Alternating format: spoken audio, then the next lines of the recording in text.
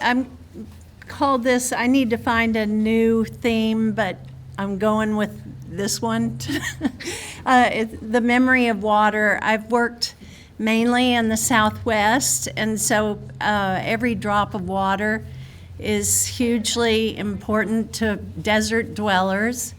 And you know, I think by living in the Southwest, I've come to appreciate even the absence of water, but those pathways, those sacred pathways through our cities and, you know, the countryside, they're just important. And I'm going to show through our projects how water or the absence of water has kind of affected and been an inspiration. I've got this little video we made, and I just thought, why not throw it in? So it's just 2 minutes, so I'm gonna play it right now. I mean, I have lots of memories of water, but one of the first ones was when we went to this picnic spot where we always went as a family. My brothers and sisters and I ran over to the stream, and there was no water in it. We were just shocked, because every time we'd been there, there was water. So we walked up the stream bed, and the first spring water was coming down from the mountain, and my brothers and sisters and I cleared the way for it all the way to our picnic area. And yeah, I think that's kind of a metaphor for what we do with our projects. And so that's something our firm has espoused. I mean, really owning the geography of our sites and thinking about the grading, the topography. What can we get from the building? What's the symbiotic relationship between the building and the land? And our work truly is about healing people, healing scars of construction, and we just love bringing people closer to their own native ecologies and celebrating their place in the world, whether it's a campus or even a streetscape or a downtown office building or a park. It's a pleasure to do that as your profession, because you really feel like you're helping people and the planet at the same time, making people proud of where they live and giving them places to go spend time with family and friends. People need these spaces. All right, well, our firm, our mission seems to always be connecting the urban dweller with nature and one another. We keep trying to think of something better, but it always seems to be the best way to put it. So, anyway, you know, I think as designers, we all want to design for experience, and these experiences give people memories that sort of form their perceptions of the world. And so that's what we're trying to do, is just give these great experiences, and hopefully these little kids and people that experience these places experience joy and a connection with the region and one another. I know from my childhood, here I am with my first fish, and we lived in Canada. That was on Lake Whitney. My grandfather, actually, who was an architect here in Dallas his entire career, George Christensen, that was their lake house, and he took me fishing. But anyway, my experiences have certainly shaped me and probably led me to landscape architecture. And even into a young adult, I went on this epic raft trip down the Colorado River when I was working for Naud Burnett here in Dallas. And I just was blown away by the beauty. It was just a spiritual trip, and so I decided I had to move to Phoenix. So anyway, then I got to Phoenix. For some reason, this photo is not showing quite right, but anyway, I realized that it's going to be like 360 days of the year where it's super hot and dry, and then maybe there might be a day or two where we'll get a flood. And that was my first experience on realizing that there's no storm sewer systems in the Southwest for the most part.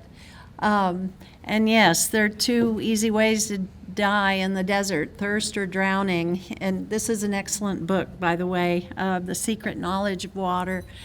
I highly recommend it.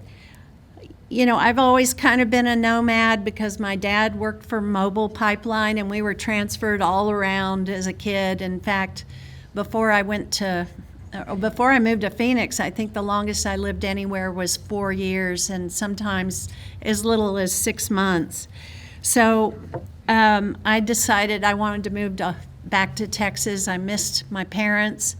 I'd been in Phoenix for 22 years, and so I convinced my husband to move back. And the first year we were there, it did nothing but rain, and there were just floods like crazy. And then by 2011, of course, we were in the middle of drought. So I've always worked in arid places, it seems. And so in 2011, it was Lake Travis, our drinking water lake was down 50 or 60 feet. There were fires in Bastrop. And now, of course, we have freeze on top of it all, epic freezes. So I've got a lot of water inspirations that I'll just quickly go through, but the arroyos of the Sonoran Desert and the Chihuahuan Desert, they rarely have water in them, but they're cool, inviting places to walk up. It's where most of the trees grow, and so I think that's kind of what got me going on this memory of water bit.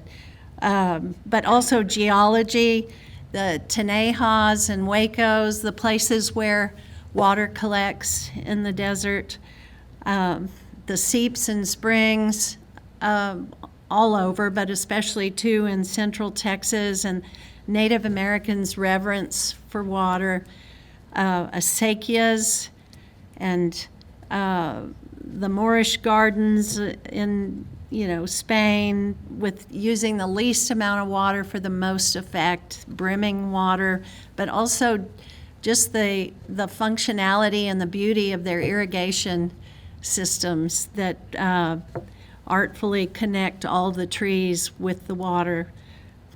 When I lived in Phoenix, I was especially entranced by the Hohokam, a prehistoric tribe that disappeared. Nobody knows why, but they left traces of their life behind. They dug all these miles and miles of canals. Some are still in use today, but off of the Salt River that were gravity fed for farming acres and acres of corn and different things. Also cisterns and anything that holds water I'm kind of into. And Indian step wells, these sanctuaries to water. So yeah, that's kind of some inspirations. And I'm going to show you some projects, and you got to know, none of this happens without all of the people in my office and all of our collaborators. These are big collaborative projects. Some of them are little tiny ones, but it's part of what we do is collaborate. This first project, it's an old one, but I like it because it was so small, and it was, it could be a model for buildings in downtown Dallas or downtown Austin, anywhere. But they wanted to build a new building for the College of Architecture, Planning and Landscape Architecture. And it was going to go where that green box is. And so I just remember the first landscape architect, for whatever reason, got fired on the job, and we got whatever was left of his fee to do the project. Anyway, But we got super excited because we saw this parking lot, and this is in Tucson, Arizona, and we could see that the parking lot sloped towards where our project site was. And, you know, we had a wonderful group of professors that we were working with, totally wanted this to be an outdoor living laboratory for the students. And again, this is kind of what the site was. It's bounded on one side by the parking lot, and on the other side, like a 4 or 5 lane arterial road called Speedway. So it's a totally kind of, you know, Arizona urban area. And, you know, we searched around for how the water moved through the site, and, you know, typical concrete everywhere, little flumes that just kind of took this water when it does fall, the rare occasions when it does fall, unceremoniously to the campus stormwater system.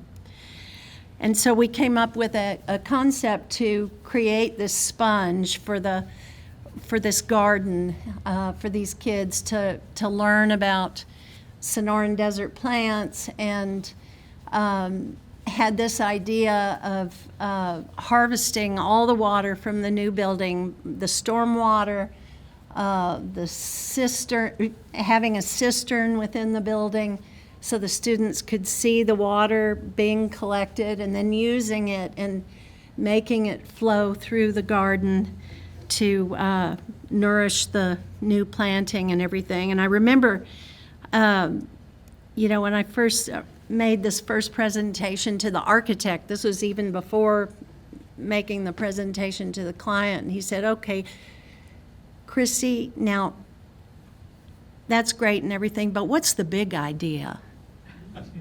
And I said, it is a big idea.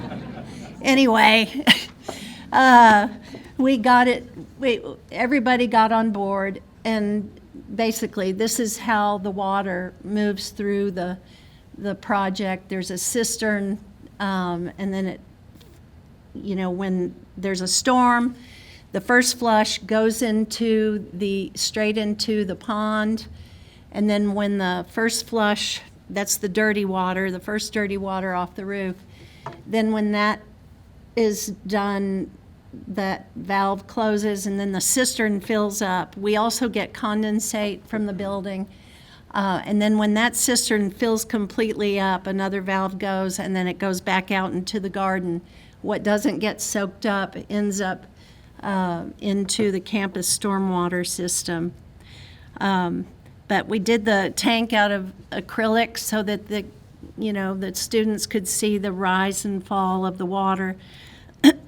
And luckily we had a great client that they were so enthusiastic and supportive, and so it was a wonderful, wonderful thing. And it's a great thing for these kids in college to have a space like this to kind of connect with nature on a daily basis. We wanted to show that these two biomes of the desert Bajada, of the desert slopes, and then the desert riparian. And so we created this new entry plaza. At first, we had proposed this whole plaza be floating so that the whole place was permeable, but we had budget situations, and so ended up with still having bridges that allowed that water to go through. But this is the outdoor classroom. We worked with the architects to do a scrim on the new building, which we had some good luck growing vines up. I'll show you some other photos in a minute. But of course, shade in the southwest is huge, and we used mesquites to give their umbrellas of shade. And this is a before and after of that middle area between the photography building and the old architecture building. And then this is the scrim, just with wire mesh. And this is actually a plant called Rogers Red Grapevine. That was the best plant we And I also have used that in Marfa. It's a great plant. I mean, and it produces grapes, and it turns a brilliant red in the fall. So it was a good, tough vine. But this was the first 100-year storm event we had, and it was pretty dramatic. It filled up the whole place with water, but it survived. And this is a shot of looking down at the pond. This pond that we recirculate the water when it's not raining. And it also gets the condensate and everything. But it's been amazing, the critters that have been attracted to this pond. And I'm not kidding you, we're in a very vehicular area of Tucson. How these animals make it here, I don't know. This is Rodney the Roadrunner. And unfortunately, the photography students were feeding feral cats, and they eventually killed Rodney. Yeah, bummer. But anyway, he used to come every week. And they've even had javelina hunkering down in the planting right next to the pond, which is kind of amazing. But yes, and people love it. We had a wonderful professor that had a quote that we ended up engraving on the steps. But it was a very good, fun project, and I wish all of our buildings could do stuff like this. I mean, think how different our downtowns would be if we could have those symbiotic relationships with gathering water and from roofs, etc. Anyway, this is another project in West Texas in Marfa, the Capri, and my client bought this building and wanted to turn it into kind of an event space, and she wanted a space for a restaurant and a bar. Lake Plato was hired to do the building, and we were hired to do the site.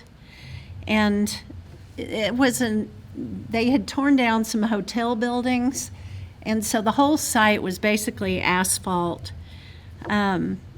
It's the best part of my career is tearing out asphalt. I swear, it's so satisfying. Anyway, you could see on the asphalt where the water comes off. I think it's San Antonio Street, Highway 90. It's very low, and we're right next to where all those trees are. There's an ephemeral creek that runs through town there, and you could see a stain on the asphalt where the water went. So this was the plan. So part of the area we played with making it a wild beer garden, and the other part was more of a contained courtyard space for spill out from concerts and for outdoor dining. This building has a huge roof, and so we took half of it to the part to the north through a bioswale, connected it to what was that stain in the asphalt. We dug it out and created a sort of a sub-arroyo, and placed these islands with fire pits kind of juxtaposed along the new arroyo and the wild grasses and trees. And then we formed a courtyard that was kind of centered around a rain harvesting fountain. So this is a shot of the front. The bioswale is planted with Muhlenbergia emerslii bullgrass, and you go over bridges to get into the building. Lake Plato did this shade structure here. But we just wanted to show the beauty of these Chihuahuan desert plants and immerse people in them. There really wasn't a place in town, or at least a semi-public place like this, where you could kind of be immersed. Again, this is a before photo. You can kind of see the dip in the asphalt there as it's making its way to the creek. Anyway, so this is a bridge over this arroyo, and you can see the path leads to these fire pit islands where people can go relax and have a beer around a fire, and just kind of turned it into this wild garden. And people, you know, enjoy being there. And what's really kind of fun is these little kids we found love being in this garden, and it's kind of become a model for our nature playgrounds that we're doing in various places. They love to hide and seek within plants and in dips like the arroyo, and see the flowers, and you know, so anyway, we use these Gabion freestanding walls. We had a fabulous contractor, and he is Scott Williams, and he was so good. We were so blessed to have him. Okay, I must be clicking. I did it again. I'm sorry. Here, maybe it's better for me just to use this. Anyway, here's some views into the courtyard. We got the rock from Van Horn, and those are, you know, art-weld gabions by Hillfiker. We designed a flume to come from the gutter on this half of the roof that takes the water into the rain fountain, and planted that beautiful Mexican elderberry. It was so little when we planted it, and it's grown into this gnarly, beautiful, cool tree. And we did a shade structure. Oh, gosh, I'm sorry, man. We did a shade structure on one half where people can dine outside, and that's where we have Rogers Red grapevine growing on that too. And, you know, times of the year when it just really, there are grapes hanging from the arbor above. So anyway, this next project I'm going to tell you about is the UTEP Campus Transformation Project, and this is it was a really hard project, but it was really, really fun because we took out lots and lots of asphalt on this. So yeah, you kind of heard a little bit from Nate on the Bhutanese history of this campus.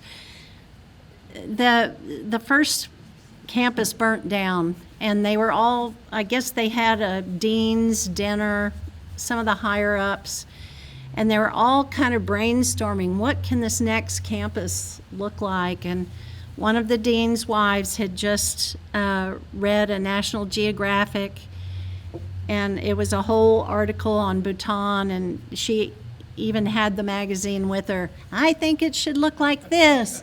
This looks just like Bhutan in the mountains and everything. And so they hired Henry Trost to design these first 4 buildings. And as this campus has grown, these buildings have gotten bigger and bigger and more Bhutanese. So what's really strange too is there is this huge arroyo that comes through the Franklin Mountains and comes through the campus, and it has been just used and abused as it comes through campus. They've built buildings over it, they've narrowed it, and in a rain event, they would have huge boulders coming down this arroyo and have to go in there with bulldozers to get them out because there is nothing to slow that water down. This part of the campus that we worked on has a 50-foot change in grade, which we had to bring up to Americans with Disabilities Act. But anyway, it just comes ripping and flying off that asphalt into this poor little arroyo. And so we were excited to think about a solution to that. And here you see the campus from up kind of in the foothills of the Franklin Mountains.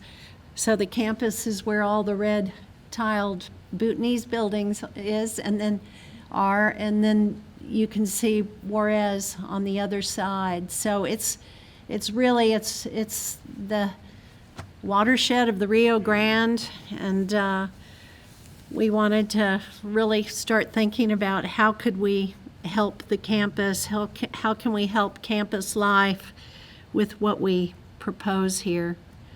Again, the main part of our work, they needed a new heart of campus. There was no place on this campus for a kid to throw a football or to, it's just all very vehicular. University Drive, this was the main thoroughfare. It cut through campus to I-10, so it was dangerous. And the campus had already made the decision that they wanted to change that. And yet this, they're in this amazing Chihuahuan desert, and this was kind of the landscape strategy on the left there. I mean, just really uninspiring. And then every once in a while, you walk through campus, and all of a sudden you'd see the mountains erupt up through the pavement. And we knew that it was down there, all that. So anyway, and then we started looking at these old photographs of when the campus was just barely built. Those first 4 buildings were built, and you could see this is the big arroyo. But there were all these smaller tributaries that came through town, or through the campus, that we kind of reimagined. We went to the interview. We found out, the interview was like on a Tuesday, and I had never been there. We went on a Friday to see the site and then worked all weekend on sketches and things, and somehow we convinced them about our concept. And basically our concept was to cut that parking lot like it's a sloping parking lot, and so we wanted to cut it down so it was usable, a usable green space, and then carve new arroyos back in along either side, and then along the new campus malls, which are much more linear and straight, to do these linear acequia gardens that are basically just concave gardens. They're bioswales, but we called them acequias because El Paso is one of the first cities, along with San Antonio, that used acequias in Texas. Anyway, these would be these sponges for water. And this is just the plan getting more refined. And again, the grading was really quite the exercise to do. And like I said, 50 feet of change in grade. And we had a great team in my office that all worked on this, along with consultants, quantum engineer, civil engineers. We looked for places where we could infiltrate water. So this was one of the first little diagrams we were looking at. Where all can we hold this water? And so this was right after it was built. By cutting that lawn into the hillside like that, we excavated all of this andesite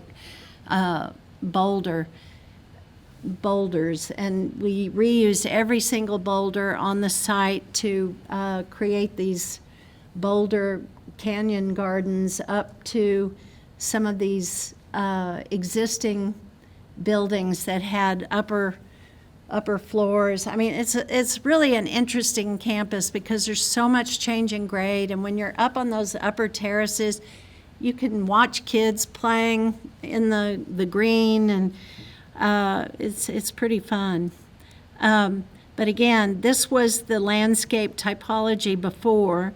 We called these the corn dog trees. It's almost like they were intent on using plants that would not succumb to the wind, that would just stay like this and never move.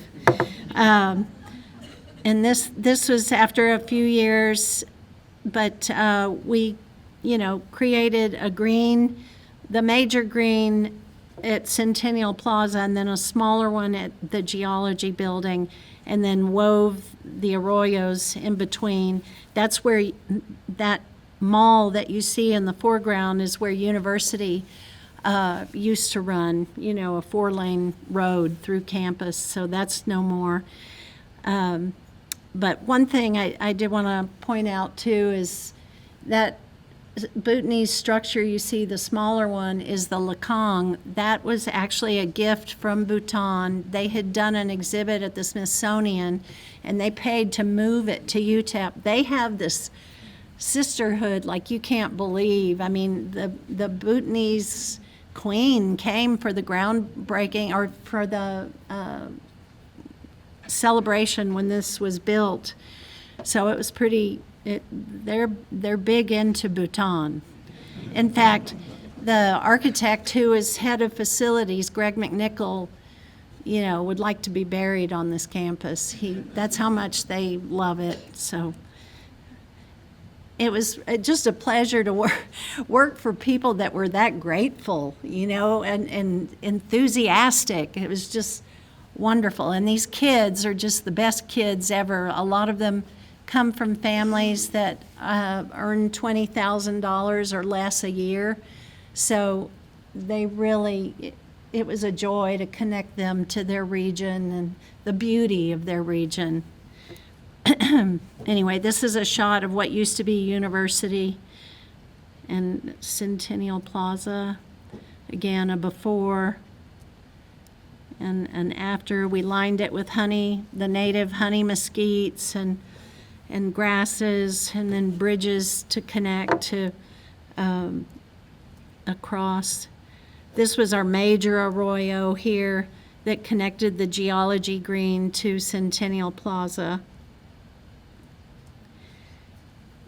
And this is just a shot of some of the arroyos that we carved back into campus. This is how they look on the left when they're dry, and then this was when we got a first rain after we had just gotten this project finished. And nothing makes me happier than seeing these kids taking their photo on a bridge over running water, giving them that opportunity.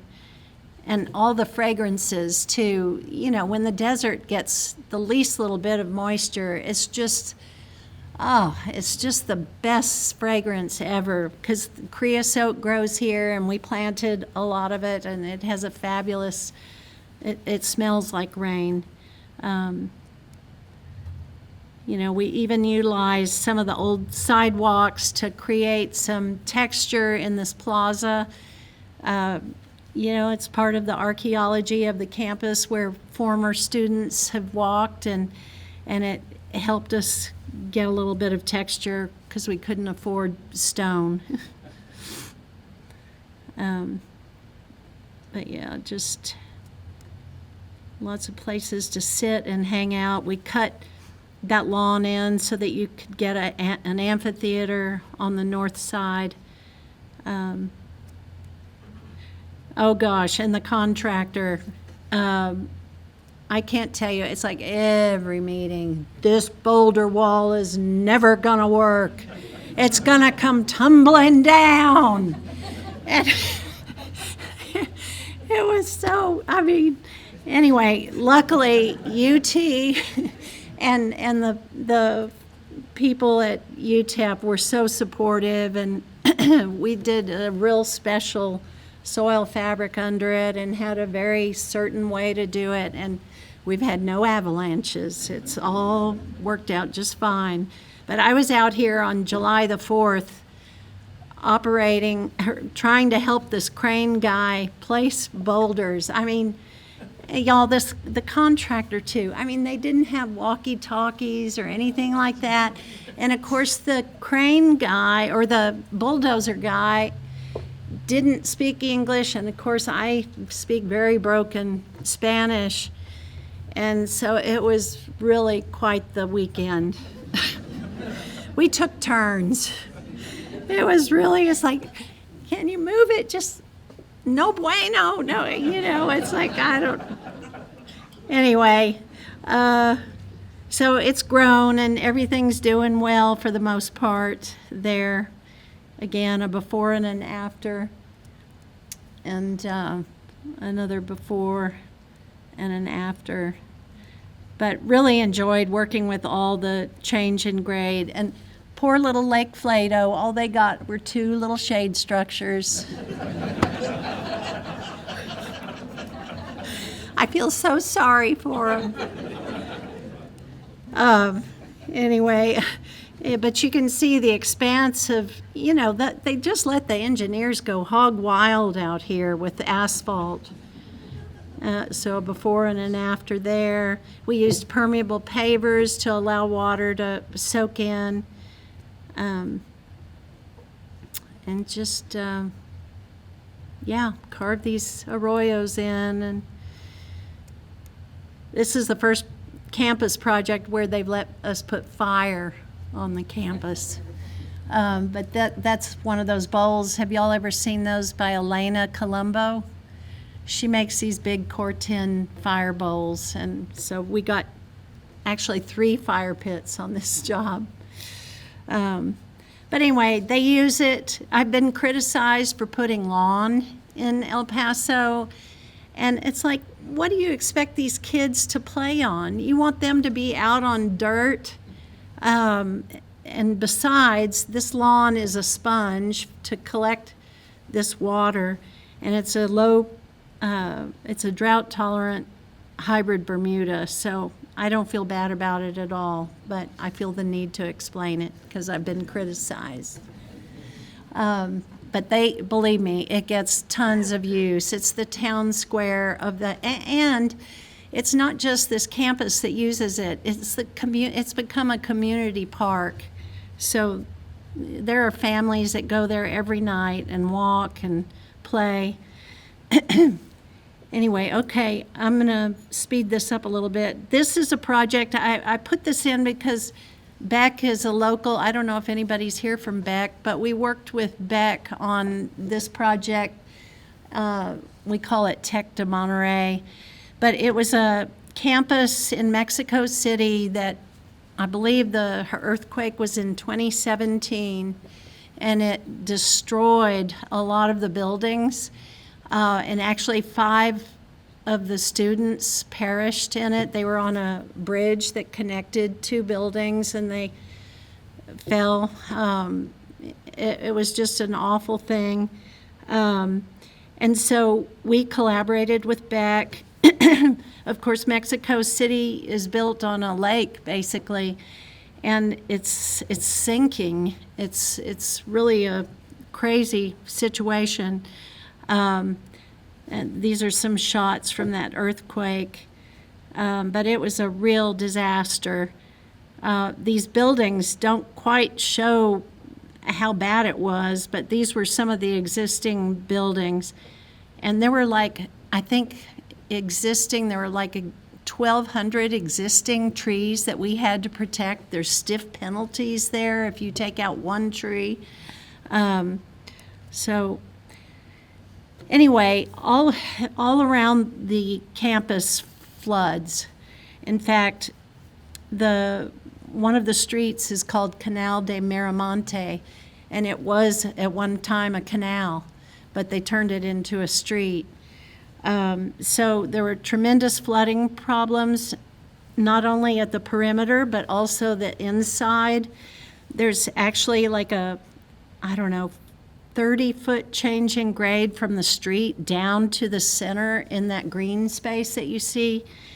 And the other thing that was going on is the campus, because of security, was completely walled off from the community, had this big white wall all the way around. It had kind of created animosity with the neighborhood. It felt so unwelcoming. Just another shot there of that.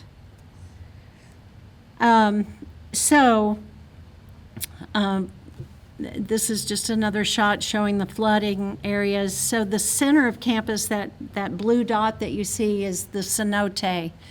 And it was a water feature in the very center that, like I said, it was about 30 feet down from the street level.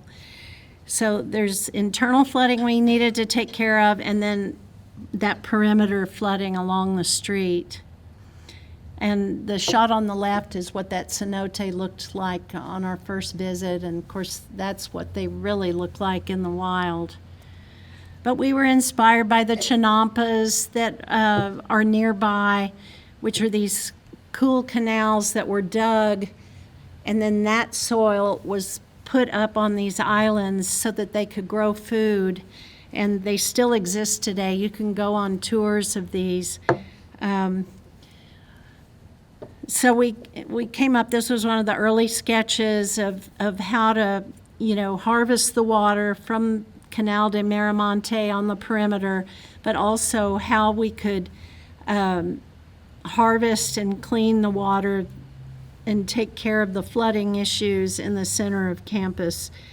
And we came up with this, idea of these chinampas, vegetated chinampas that would take water and recirculate it to the cenote, so that the students, when going to class, would be going by running water all the time.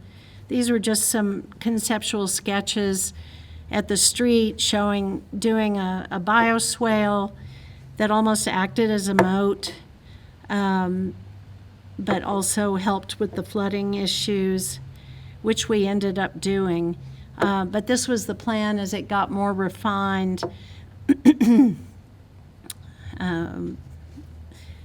The biggest thing we did was make this feel more friendly to the community by kind of hiding these security fences deeper within the campus and really gifting that green space out by the street, that by Canal de Miramonte, as a public open space to the community.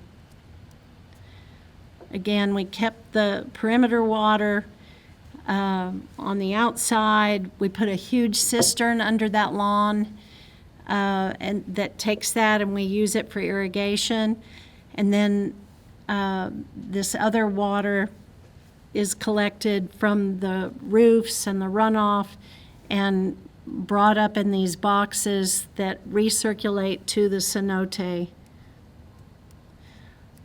Again, just some kind of quick early sketches. And these were some of the perspectives we did to show the client. This actually, we did not put the fence there. We ended up putting it even further back so that you aren't even really aware of fences as you walk by the campus now.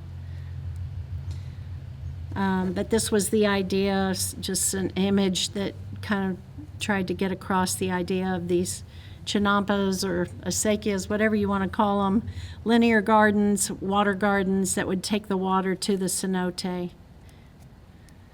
And a perspective,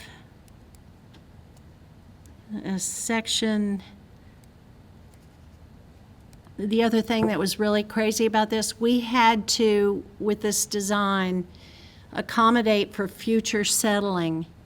So we had to make sure that we could, like if something sunk, there was an opportunity to add steps, and it was pretty complicated. And we never would have made it through this project without J.P. Casillas in our office, who speaks fluent Spanish. And we worked with a Mexican landscape architect who did the CDs. We did concept master plan through DD, but we never could have made it without him on this job. But this is the new building, and it's much more open, as you can see. Again, that's what it used to look like.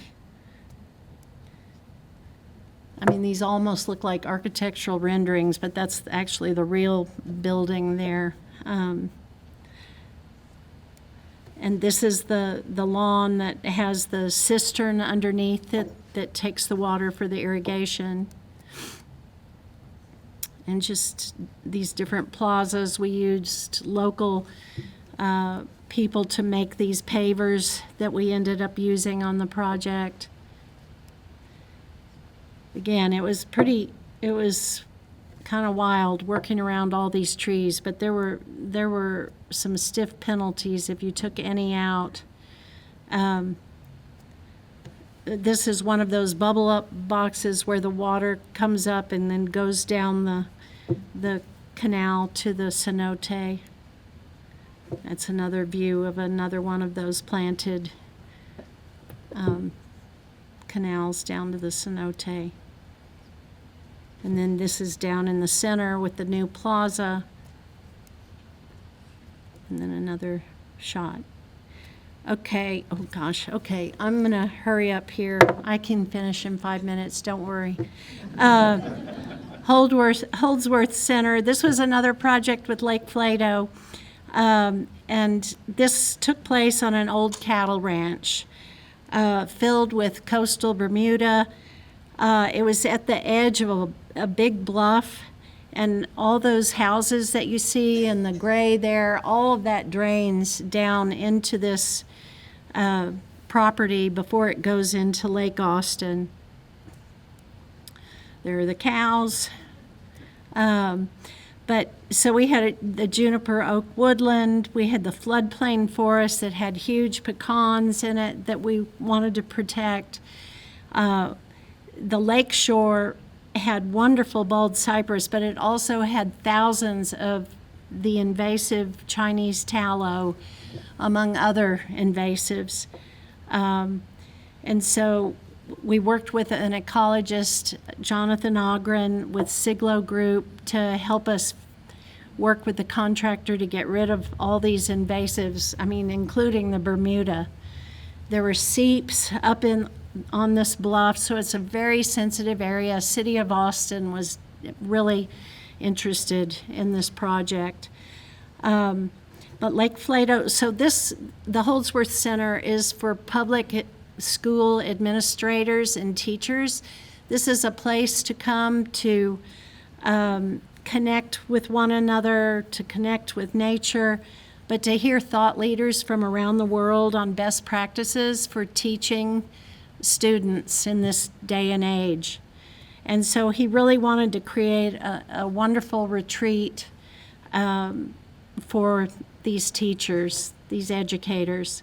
So those are dorms, those long buildings, and then the main education hub is that bigger building and dining, and there's an administrative building. We had a total of like 26 rain gardens, so this truly was about really trying to soak it all up, soak all this water coming off of this bluff and treating it before it went into Lake Austin. And just an earlier rendering here. So we had a main paseo that also acts as the emergency vehicle access, and then other trails spinning off. You know, on these paseos, we do try to use different textures. We used a combination of stabilized DG and concrete on those. And this is right after it was planted. We used, riparian plants in the wettest areas. And these terraced walls that just kind of gently take the grade down and act as check dams. This is at the entry, I guess this is probably spring, and then as it grew and in the fall. But it's just growing, and hopefully these trees will get nice and big and really start to give some shade. But it's a great place for these teachers. They deserve to have a fabulous place to come learn from each other and other people in a beautiful place. And this was where that Chinese tallow used to grow. Okay, last one. I'll go fast. Harwood Park. This was a very fun project. It's about 4 acres. It's in a part of the city where tons of residential is being built. And so from the beginning, the neighborhood told us they wanted lots of opportunities for play. They told us they wanted lawn. We had public meetings, and we did an online survey during COVID. One of the things that we like to do is to study, old plans and things. This is the Kessler plan, and he had tried to help Dallas in the early 1900s to try to figure out how to help with the flooding, but that circle there is approximately where Harwood Park is. And note that he showed a green swath coming through there. Well, Dallas didn't do it. They put these creeks in pipes, these beautiful creeks that used to come through town. We love telling the story of what used to be there before downtown Dallas was there. And since there were kids, we just thought, how can we create play equipment that isn't the typical play equipment? We had seen this dinosaur done by this company called Lapset in Europe. And so we started working with them. We had the idea of the Columbian mammoths, at the Natural History Museum. They talk about how they used to roam all around, and they've certainly found them, nearby. So that was an idea. And then Willis Winters allowed us to go to the Dallas Boneyard to see all the artifacts that were left there from demolitions, and we fell in love with the gold rings. And since the Statler parking garage, which was actually quite loved by people in Dallas, and it was just a block away, we decided we'd love to use those if we could. So, as you know, or may not know, I don't know, Wood Street used to bisect this property. And so we, through various plans, came up with this promenade idea that would harvest water from the whole park and maybe tell the story of the tributary that used to flow through where the park is. It's now in a huge pipe right under the park, and we had to dodge it on quite a few things we were doing with the park. But anyway, various program. I'm just going to flip through these pretty fast. This is kind of the water diagram, but everything slopes to our rain garden along the promenade. This was a before picture. Nancy McCoy and Justin Kurtzinger were the architects that lovingly renovated these wonderful buildings that were on site. So a before and after of that. We paid special attention to, lining up with entrances like to the Lone Star Gas building.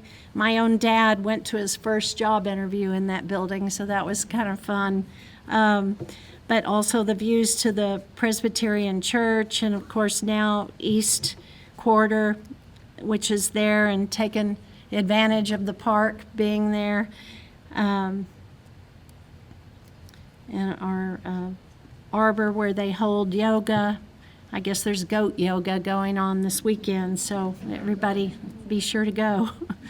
But this is the promenade, and yeah, hopefully one day this is just going to be this wild garden in this rain garden here. We were actually trying to kind of play on the differences of the wild versus the more formally planted areas of the park. We've got some interpretive signage, some of which that has already been defaced, but we'll get it fixed someday. But yeah, and then the ghost mammoths. So we wanted these to feel like ghosts at night, and so they're made out of perforated metal, and kids can climb up in them. I'm a little too, I have never tried to get up in those. I'm afraid I might get claustrophobic. But no, I mean, I think people enjoy the park. I know the dogs love the park. I won't go into why that section of fence is missing.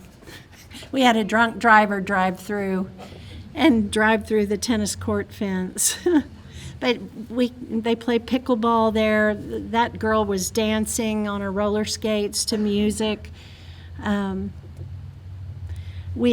continue kind of the storefront, Harwood is a historic street, and all the buildings were right up on the street. So we added this arbor as kind of an homage to that. With windows in. And then this is the visitor center that Nancy and Justin did, their restrooms and a potential community meeting area or museum space. And these two little guys told me they come here every day to play football together, which makes me happy. Anyway, thank you.